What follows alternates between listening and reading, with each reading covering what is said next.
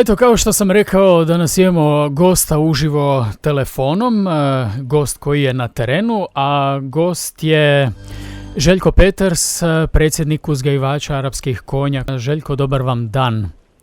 Dobar dan vama i slušalcima. Vi ste, kao što sam rekao, na terenu, a vi ćete nam otkriti točnu lokaciju na kojoj se ovog trenutka nalazite. A mi smo to bi bila Kostanjica, znači brdo iznad Kostanjice, pomalo se spuštamo dole, vjerojatno slušalci žal znaju, tu je pogibio gospodin snimatelj Lederer sa TV-a. Znači bili smo gore, upali smo Lampaš i pomalo se spuštamo prema dole, idemo prema Majuru, to je prema Sunji. Evo ja ću sad reći u stvari zašto se mi čujemo. Naime, 27. puta pod sloganom Tradicija prošlosti, potreba budućnosti, na Dan pobjede, Dan domovinske zahvalnosti i Dan hrvatskih branitelja u subotu krenuli ste na vaš 27. maraton koji dakle tradicionalno održavate sve ove godine u spomen na poginule branitelje. Je li tako? Točno, za sve stradali u Domovinskom ratu. Tako je. Dakle, ove godine vas je krenulo 5, možemo reći, u stvari je to vaša obitelj na kojoj je, evo, ostao ovaj maraton, iako su kroz vaš maraton, da tako kažem, projahali mnogi ljudi. Pa stotine, evo, mi možemo se da ne pohvaliti, stotine ljudi od Istre pa sve do Slavonije, ali ljudi, svaki imamo svoje obaveza i došla je korona i bilo je problema malo sa učešćem i da bi otkazali, mi smo probali biti uporni i onda smo to vezali uz porodicu i tako je to ostalo malo laganije organizirati kad je to u okviru porodice, onda se laganije i brže to sve organizira. Ove godine niste krenuli iz Volodera službeno, već, odnosno naravno krenuli ste iz Volodera sa vašeg imanja, ali službeni doček je bio u Kutini. Točno, da. Tamo ste... Tako. Tamo je policijska postaja i tamo je spomenik također dosta poginulih u Domovinskom ratu i tamo je inače i sjedište udruge veterana Domovinskog rata, a predsjednik ide s nama, gospodin Maks Stjepan Hrasnik i Matica Hrvatska isto je tamo, a oni su isto od prvog dana, znači od 97. s nama i tako ima dosta to značenje i onda nam je to bilo zgodnije. Tamo jer smo rano ujutro, poslije 4 krenuli iz Volodera, dosta po kiši i teško bi to u Voloderu i održali u to vrijeme rano i ispalo je dosta dobro tako u Kutini.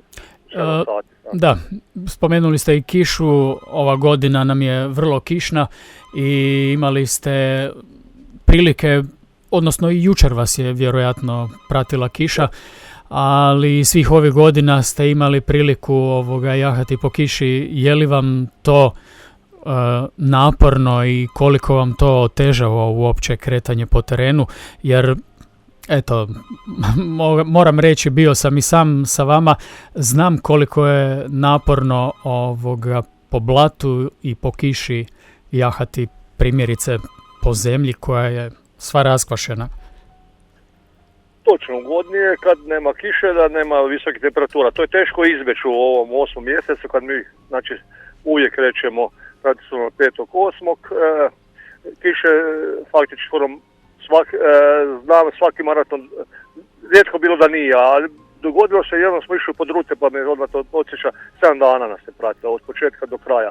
Inače, prvi dan je bio dobar, 5.6. to jest jučer je bilo dosta kišovito, na momente smo po 2 kabanice imali, opet smo znali biti mokri, nije se moglo, znači 2 na sebi, ali nije se moglo zadržati jer to je pljusak, to vas uvati jednostavno ne može izbjeći, onda s vremenom stanemo, ako imamo vremena i onda malo preobučemo obuću i odjeću jer smo mokri, bilo je neugodno, ako ne osuše se na nama, ako imamo sreće da sunce poslije, ali ja velim ponovno, niko nas nije tjerao, idemo svojom voljom i izdržimo to na neki način. Ali vi već svojom voljom idete 27 godina. U tih 27 godina prošli ste cijelu Hrvatsku, ali i neke susjedne države. Da, bili smo, da se pohvalimo, u Bosni, znači kod prijatelja i tako poznanika u Orašju. Jahali smo čitavu Mađarsku i došli smo u Gradišće, zapravo do Beča, do predgrađa Beča, to je aerodrom, i to smo išli nevezano uz ovaj rat, neke ratove prije, pa par stoljeća gdje su puno Hrvata poginulo, tamo piše na spomeniku 200, braneći Beč i Austriju i monarhiju od turskog od Turaka koji su tamo navaljivali u 2 navrata. Znači, nastojimo da na neki način obilježimo sva mjesta gdje su Hrvati se na neki način borili i branili da bi opstali na ovim krajevima. Osim samog jahanja susrećete se i sa jako mnogo ljudi. Možemo li uopće uspoređivati recimo ljude iz Hrvatske i s obzirom da ste bili evo i preko granice i kako vas dočekuju ljudi preko granice? Pa iskustvo ima svakoj koji svagdje i svaki puta i pozitivna i negativna, ali više možemo istaknuti da su to pozitivna i da manje više uglavnom se najavimo, znači kud prolazimo nikad ne idemo bez najave i onda sve koliko god se može dogovorimo i možemo reći da su pozitivna i da dobro sjećanje po tome jer mi godinama kasnije se čujemo, družimo i tako da faktički u Hrvatskoj nemam većeg mjesta grada gdje ne poznamo nekoga gdje se možemo obratiti, stati, porazvati, čuti se jednom godišnje. I to je na neki način ugodno i lijepo. Ove godine jašite 5 vaših konja, dakle Točno. Vi se bavite i uzgojem konja već dugi niz godina i uglavnom zadnjih mnogo godina u stvari jašite samo na vašim konjima. Kako ste uopće došli i kako je počela ta vaša, ako možemo reći, ljubav prema konjima i uopće bavljenje sa konjima? Pa ja to volim reći da sam imao sreće da sam se rodio na selu, u obitelji koja je živjela od poljoprivrede u ono vrijeme i između ostalog uvijek su imali ne jedno konja nego više konja i dijete je strašno volio sve životinja, posebno konje i pričao mi je da me stavio na konja prije nek sam prohodao, znači da sam na to i ponosan i volim te životinje, čim sam našao priliku i mogućnost. Kupio sam si konje, znao sam htio da hoću jahat po prirodi, nije mi trebao konj zaraditi jer to su zamijenili, traktori su došli, znači u prvom izboru uvijek je bio arapski konj, gdje god čovjek malo gleda, ako hoćeš terenski jahat, konj nije velike građe, nije sklon bolestima i za teren ja ne znam da ima bolji konj za mene od arapskog, da se drugi ne urede. Uh-huh. Tu vašu ljubav ste prenijeli na svoju djecu? Je li također ste njih stavljali na konje odmah od malih nogu? Pa je, da, sjećam se zgoda svakog, imam kćer i sina, znači tim redom kćer je starija i onda jednom prilikom smo bili tako, s konji bili, oni nisu bojali su tako i odrasli uz konje i bili mali, oba dva sjede na istom konju i onda jedan počne padati, onda povuče i drugog dole, bez sedla smo i stali na pašnjaku i tako da konji su bili mirni, normalno ništa ne dogodilo. Onda, to su dogodovštine koje čovjek pamti, a sad isto da pričam s vama, gledam, tu smo pričekali za ovaj razgovor, malo smo odmorili, svi su tu na okupu, konji fino pasu, odmaraju i dobro im to dođe, a i mi malo se okrepimo i onda idemo dalje. Uvijek nastavimo od točke A do točke B koje smo se zacrtali i najavili da dođemo u neko normalno vrijeme. Jedna od zanimljivosti sa vaših putovanja upravo recimo ta ispaša. Vi vozite i hranu za konje sa sobom, ali pasu usput gdje se zateknete. Točno, pitamo ljude, uglavnom i vidimo ako je zapušteno, ako je čovjek blizu, pitamo, ne idemo duboko, ne pravimo nikakve štete, ja nešto znam i o poljoprivredi i o sjenu, ovo što konj odgrize to za 2 dana naraste, tako da ne pravimo nikakvu štetu, ne idemo duboko nikad u njive da bi pogazili nešto i da bi napravili štetu. Uglavnom je pozitiva, ljudi nam čak i vele, odite kod mene, bolja trava, odite ovdje, tako da nisam ne mogu reći da sam nešto negativno doživio, da neko je nije htio dati konju vode ili jeste. I vodu također dobijete kod ljudi usput. Točno, prije odemo, imamo logistiku, zamolimo i da ode od prve kuće gdje može, imamo kante sa sobom, znači nastavimo da smo neovisni o bilo kome. Znači, ti si upoznat da jednostavno nosimo svu hranu za sebe i za životinje sa sobom. Jedna od zanimljivosti koja je možda zgodna za naše slušatelje je da recimo prvi dan konji baš nisu voljni piti vodu iz svojih točno. kanti, nego im treba malo vremena. Da, i oni su naučeni znači, na svoju okolinu, žive na imanju gdje se slobodno kreću bez vezova, bez oglavina, bez ičega.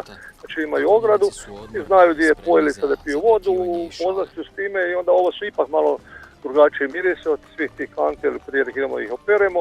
Drugačiji je miris vode i oni dogod mogu skoro prvi dan ne piju ništa. Onda vide drugi dan da moraju i često ima potoke. Ove godine smo puno jahali u Savu, mutne nismo mogli, a Una je bistrija, čak smo tamo uzimali vodu i tako da snažimo se na terenu. A kad idemo kroz selo, onda negdje u selu natočimo. No međutim, moram reći, bilo je maratona još uz Savu i na mjestima ste ipak napojili konje u Savi. Je. A konj ne pije prljavu vodu, je li tako?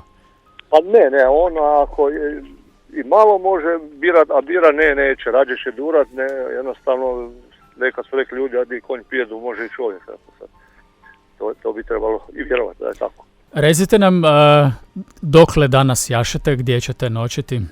Pa imamo dogovoreno u Sunji, sad smo se čuli sa gradonačelnikom, ima malo problem sa skelom, sad Sava je narasla, sad budemo otišli vidjeti šta to nam stvara problem, jer imamo put nam se onda mijenja i hodogram i tako sve, jer smo mislili skelom se prebaciti sa ovome, tamo smo Jesenovcu ušli na ovu stranu, sad se moramo vratiti na našu moslavačku stranu, pa ćemo vidjeti kako će se to razvijati, ako ne moramo tražiti prema Sisku i dalje most. Mm-hmm. Malo produljuje put. Ovaj vaš, odnosno svi vaši maratoni su uglavnom slični što se tiče načina na koji to izvodite i jedna od posebnosti je da uglavnom spavate vani na otvorenom uz vaše konje. Da, točno, to smo i sad primijenili dok gledamo da imamo rezervni položaj, ako kiša dođe naglo da se možemo povući. Ali je ugodno, konje vežemo uvijek vani na otvorenom, to su neke igrališta, to su šumarske kuće. Ovaj put smo prošli spavali u ribarskoj prvi put u kući na samoj Uni, znači Una je bila od nas 2 metra. To je prekrasno, Rosuje se zove mjesto, to je ribarska kuća i ima struju, ima vodu, to nam je komfort, možemo te mobitele napuniti, tako da je bilo baš ugodno, a velim spavali smo puno po lovačkim kućama, čak smo po vojarnama spavali. Znači gledamo da ne smetamo nikome, ni niko nama jer dosta smo umorni, navečer volimo da se odmorimo jer se dižemo prije 5, ustajemo da gledamo da smo prije 6 već u sedlu. Eto, ja ću vam se zahvaliti na ovom kratkom razgovoru, želim vam puno sreće na vašem putu do kuće, imate još mnogo kilometara i mnogo kilometara je već iza vas u ovih 27 godina. Još jednom sretan vam put i hvala vam lijepo na ovom druženju. Hvala i vama na pozivu.